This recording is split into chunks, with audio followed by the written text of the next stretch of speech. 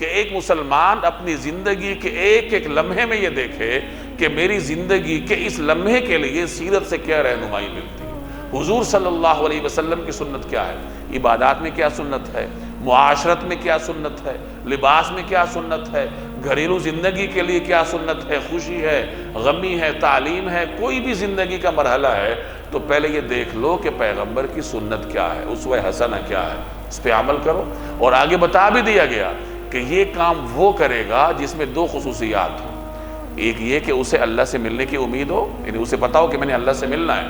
دوسرا یہ کہ وہ اللہ کو کثرت سے یاد کرتا ہو۔ یعنی جو اللہ کا حقیقی عاشق ہوگا تو وہ رسول اللہ صلی اللہ علیہ وسلم کی سنت پہ عمل کرے گا، کیونکہ اللہ تعالیٰ کا عشق سنت پر عمل کیے بغیر حاصل نہیں ہوتا۔ جیسے میں نے شروع میں عرض کیا کہ عقیدہ توحید تک بندہ پہنچتا ہے عقیدہ رسالت کے ذریعے، تو جس کے عشق نبوی میں خلل آ جائے اس کا مطلب ہے کہ اسے معرفت خداوندی کی ہوا بھی نہیں لگی۔ تو اس طریقے سے یہ مسلمانوں کو عمومی طور پر تعلیم دی جا رہی ہے کہ زندگی کے ہر مرحلے پر جناب نبی کریم صلی اللہ علیہ وسلم کی سنت پر عمل کرو۔